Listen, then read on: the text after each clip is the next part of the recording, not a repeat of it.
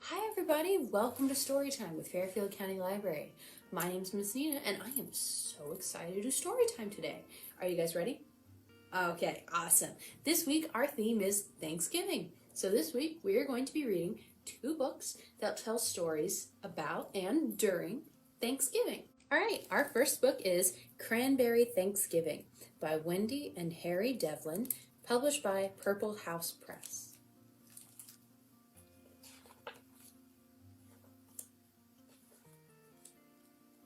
Maggie darted about like a black-stockinged bird in search of wood for the fireplace.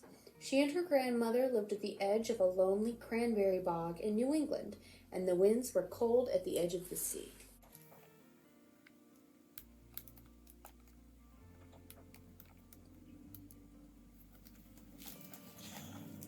Today, Mr. Whiskers was helping Maggie with her chores, and they soon had armfuls of firewood. "Happy Thanksgiving Day, Mr. Whiskers," Maggie smiled at her friend. That wasn't his real name, of course. It was Uriah Peabody, but Maggie had called him Mr. Whiskers ever since she could remember. Maggie was very fond of Mr. Whiskers. Her grandmother was not. "Too many whiskers and not enough soap," she often said to Maggie.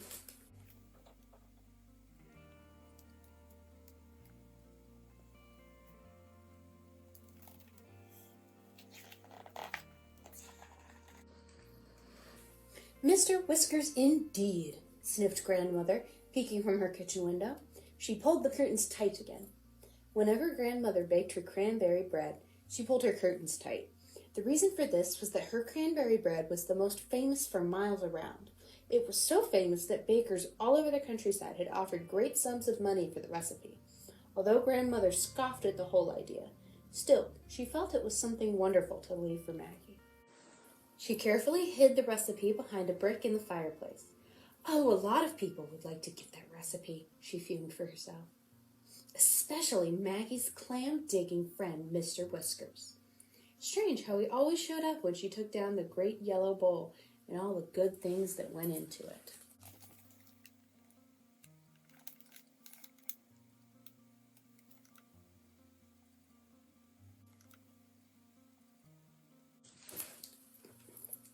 "Scat! Shoo!" she would call out the window every time he came too close to the house. But forget all that today. It was Thanksgiving, her favorite day of the year. The cranberries had been picked, boxed, and sent to the market. The dried corn had been soaked and the corn pudding made. The turkey was roasting in the old iron oven. Turnips, tiny green peas, and a pumpkin pie were ready. The cranberry bread was cooling on the wooden board.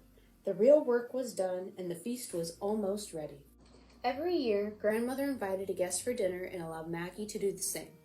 "Ask someone poor or lonely," she always said. It never mattered to Maggie or her grandmother that the red carpet was worn and mended, or that the silver spoons didn't match. Friendship and sharing were important, but everyone knew that.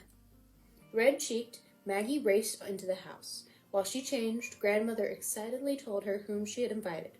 Mr. Horace was his name, and he was staying at the town hotel.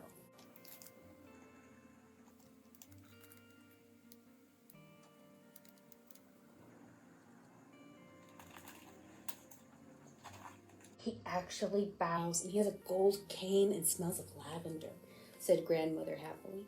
"And he's all alone." Maggie looked a little uncertain. "My guest doesn't smell of lavender," she began, "and he hasn't had a Thanksgiving dinner in 20 years.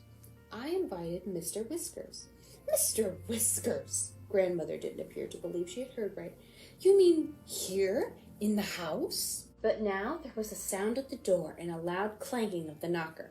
"Quick, Grandmother, take off your apron." Grandmother opened the door, and there they were, both guests. Mr. Horace, pink-cheeked and starched, and Mr. Whiskers in his old captain's hat. As they came in, trailing behind was the smell of lavender and an aura of clams and seaweed.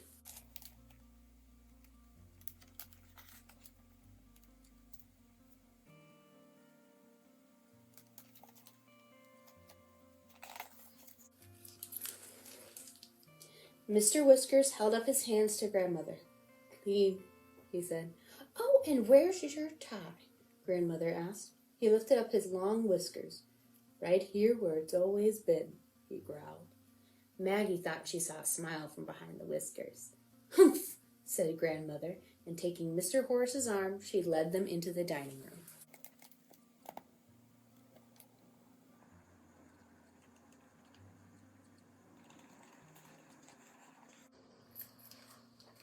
A log fire sputtered. The glasses shone, and certainly no one would notice that the silver spoons didn't match. "Let's sing 'We Gather Together,'" said Maggie, trying to warm things up.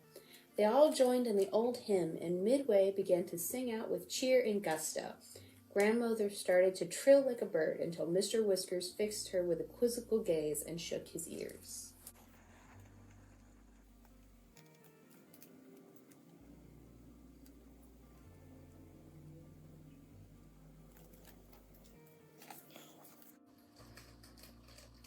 "How about 16 men on a dead man's chest?" he roared, slapping his knee. Mr. Horace looked pained. Grandmother peered over her glasses. "Really," she said. Maggie left the table and reappeared with the roast turkey.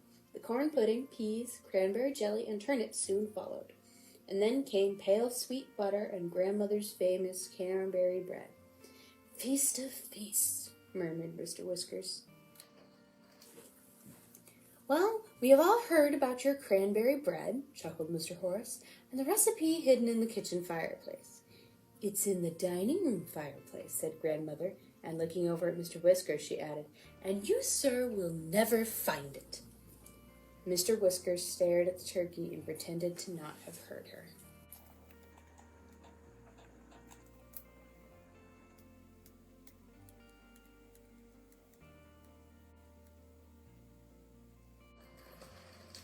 Maggie began to get nervous, but she made sure everyone was served some of each dish, and they began to eat. What a great full dinner that was, with everything cooked with crisp edges and tender centers. "How delicious," said Maggie. "How exquisite," said Mr. Horace. "How about some more?" said Mr. Whiskers. At last they finished dinner, and Maggie and Grandmother cleared the table and went into the kitchen. "Watch that Whiskers fellow," Grandmother whispered to Maggie. Maggie opened the kitchen door just a small bit and peeked into the dining room. Her eyes widened. "Grandmother, he found it!"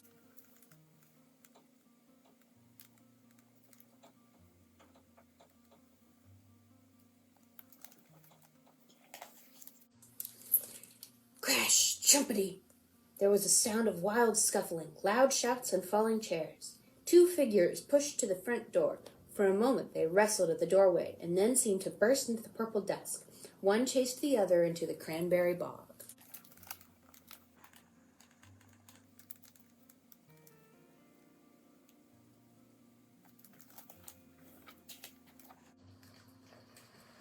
"The nerve of him stealing our recipe," said Grandmother, with fire in her eyes.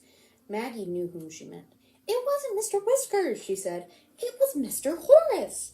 "Mr. Horace?" Grandmother looked shocked. "But why?" "Because he owns a bakery in the city."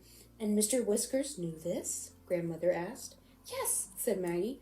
"Mr. Whiskers kindly came today to watch Mr. Horace and to have dinner." Mr. Whiskers came puffing to the door, holding Mr. Horace by the collar. Proudly he held the recipe high in the other hand. "Don't trust a man because he smells of lavender and has a gold cane," he growled.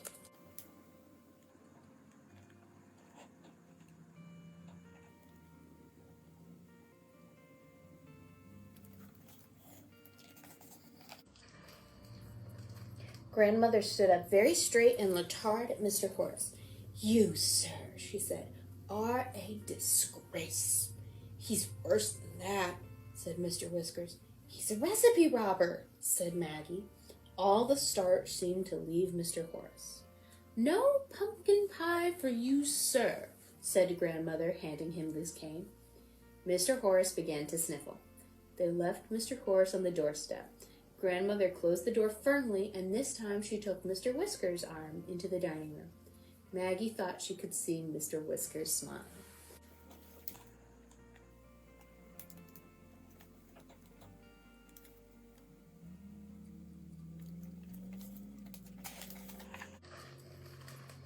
They sat by the warm embers of the fire and ate pumpkin pie with whipped cream.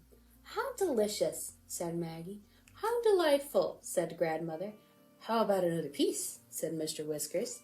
The wind blew and rattled the shutters, and outside the door came a loud wail from Mr. Horace.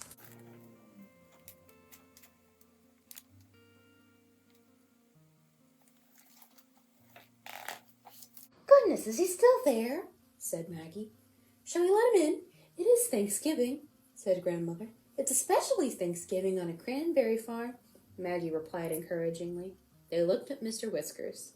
It took great effort on Mr. Whiskers' part, but with true character, he stood up and said, "Maggie, open the door and we shall give him the last piece."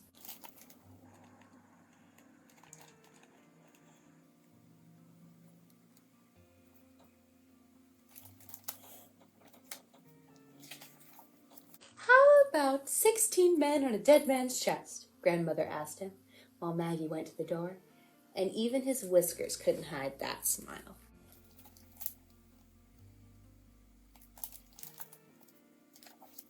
All right, that was Cranberry Thanksgiving. Thank you for reading with me. Okay, our second book is A Turkey for Thanksgiving by Eve Bunting, illustrated by Diane DeGroat and published by Clarion Books.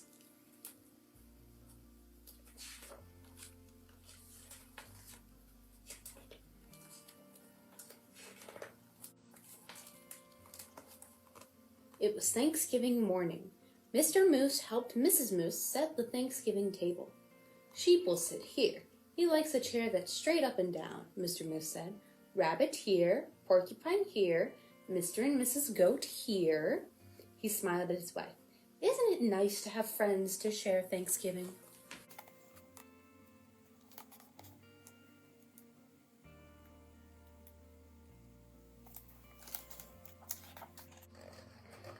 Mrs. Moose set 2 paper pilgrims, one at each end of the table. She placed the paper turkey with its great fan of tail between the candles and stood back.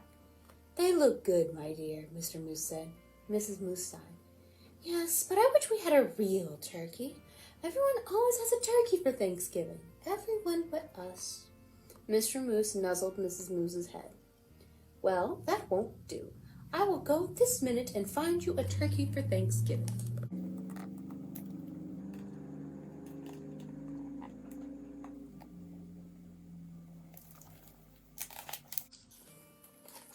Mr. Moose put on his cap and went out. Mist wandered through the bare trees. The cold made his nose water. Rabbit poked his head from his rabbit hole. "Mr. Moose, is it dinner time?" "Not quite yet. Mrs. Moose wants a turkey. I'm off to find one." Rabbit joined him in 3 quick hops. "I'll come too."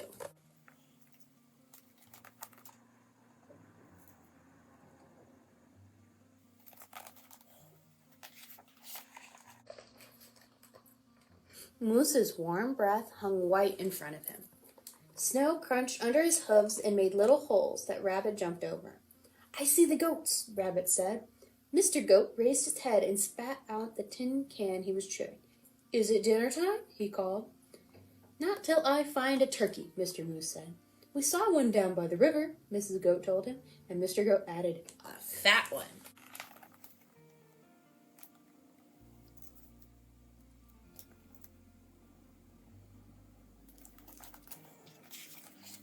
The goats leaped down from their perch. "We'll show you." The sheep was farther up the hillside, looking round as a fur ball in his winter coat. "Is it dinner time?" he bellowed. "First I have to find a turkey," Mr. Moose bellowed back. "There's a turkey nest on the river bank," the sheep called. "Wait for me."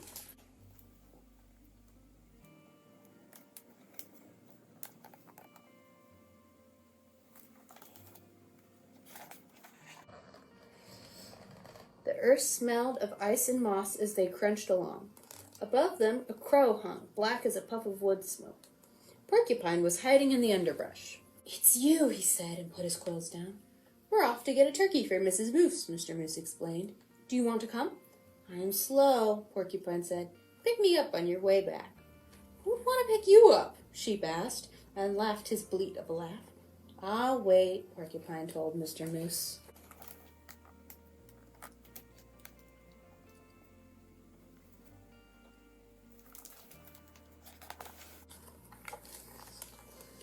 They saw Turkey's nest right away, and Turkey himself peering over the top of it. "Turkey, Turkey!" Mr. Moose called in his sweetest voice. "Ha!" Turkey blundered from his nest and ran. Mr. Moose lumbered after him. "Turkey, don't run. We just want you for Thanksgiving dinner." Turkey ran faster.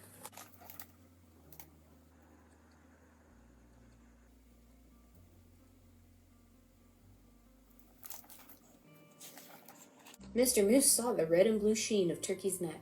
Turkey's tail brushed crumbs of snow behind him as he tried to fly. "Too fat," Mr. Goat said. Turkey's legs bent in the middle as he fell. Mr. Moose put a booted foot on his head and smiled his great toothy smile. "I hope you don't have any other plans for Thanksgiving, Turkey."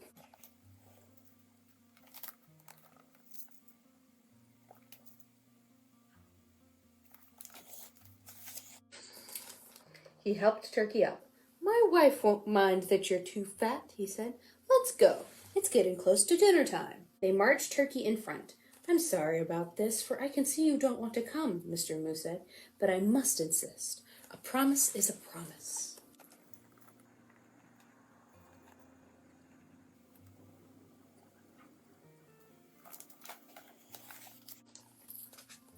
There was a wreath of dried fruit on the Moose's door.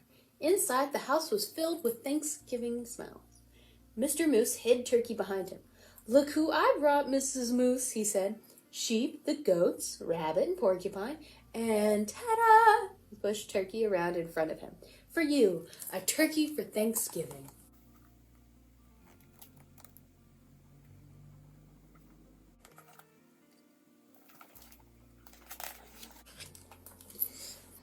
Mrs. Moose clapped her hooves.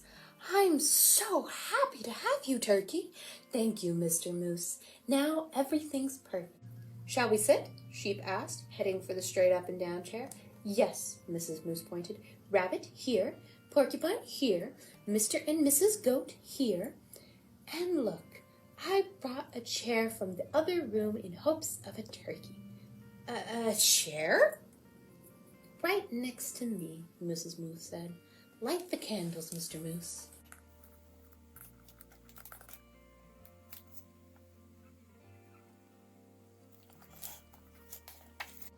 There were bowls of acorns and alfalfa sprouts, dried some summer. There was willow bark and cured grasses and wild parsley. There were pressed leaves, thin and pale as new ice on a pond. "I hope you find something here to your liking, Mr. Turkey," Mrs. Moose said. "I wasn't sure of your taste." "You are so kind to worry about my taste," Turkey said. "I thought you'd be worrying about how I'd taste."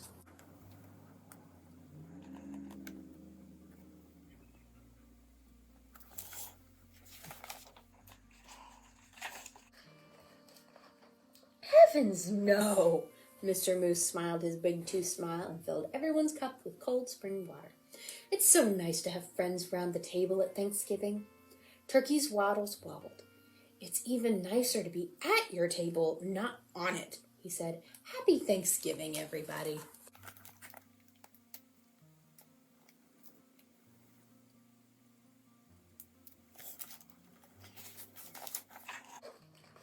Happy Thanksgiving, Turkey. All right, and that was A Turkey for Thanksgiving. All right, everyone, thank you for coming to Storytime. Now, just because we're done reading does not mean we have to be done with Storytime. If you come down to the library this week, you can pick up a Storytime kit, which are these fun-filled activity kits that we made to go with the books we read today. Each kit comes with a coloring sheet, a craft, and a tasty recipe that you can make with your grown-ups. This week, our craft is a turkey windsock, and our recipe is Charlie Brown Thanksgiving snack mix. To get a kit, you need to come down to the library and ask the person at the front desk for a Storytime kit. Now, each of our Storytimes has a different kit, so in order to get the kit for this Storytime, you need to tell the person at the front desk that you would like a kit for Group B. We have new kits available every week, and we have them for as long as supplies last. So if you're lucky, we might still have some of last week's kits if you want to redo that story time. Okay, everyone, thank you for joining me for story time. Once again, my name is Miss Nina, and I hope to see you in the library this week to pick up a story time kit. It's time to say goodbye, but I look forward to seeing you all next time. Bye!